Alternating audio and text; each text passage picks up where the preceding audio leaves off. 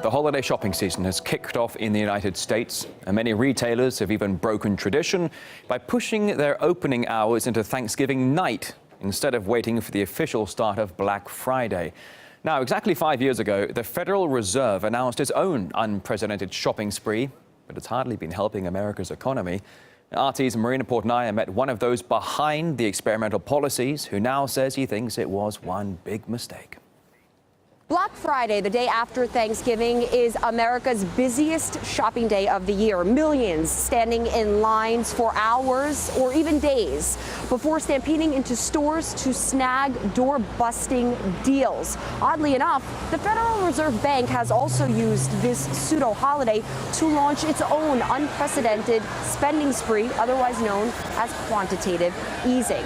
Following the 2008 financial crisis, the Fed began buying up massive bonds to drive down the cost of credit, an experiment pitched at helping Main Street. As the program marks its 5-year anniversary, the former Fed official who helped spearhead quantitative easing is publicly apologizing to all Americans for the role he played. His name is Andrew Huszar, and he joins me now.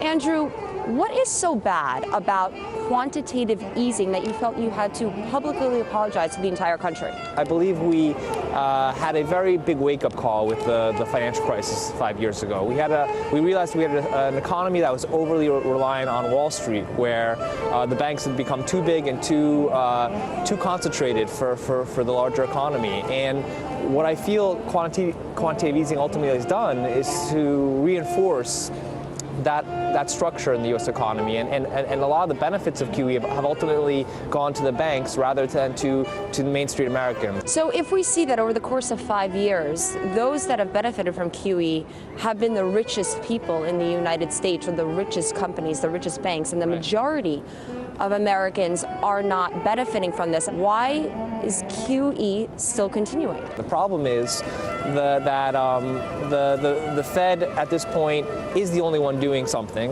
and so it feels like it keeps on having to do something to help. My ultimate argument is what it's doing isn't not only helping, but it may actually be hurting far more dramatically the U.S. economy. For a moment, let's have a look back at 2008, when the Fed unveiled its largest stimulus package in U.S. history. Banks were lending too many mortgages out and not getting their money back in, as financial troubles were plaguing the borrowers. Well, the Federal Reserve then comes to the rescue and launches a program of massive bond purchases, printing more cash and buying the bad loans from the ailing banks. Now, by pouring more money into the banks, they intended to help the average Joe, driving down the cost of credit so that more Americans could survive the financial meltdown. However, it turned out to be a big win for Wall Street and not the everyday average Joe. And with borrowers increasingly missing their credit payments, it means interest rates are about to go through the roof.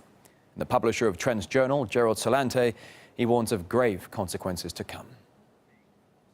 The only reason there's any recovery going on in the United States, or for that matter, the European zone, is that interest rates are at record lows. So as I mentioned, you could buy an automobile at 0%, and what's going to happen when interest rates go up, the housing market again collapses, the auto market collapses, and worse than that, the bond market collapses. And so you're going to start seeing a decline again in people paying mortgages, more foreclosures happening, and that's when interest rates go up, because when interest rates go up, this phony recovery we have in the housing market is going to stop, and a lot of the new people that got into the market are going to have trouble paying off their mortgages.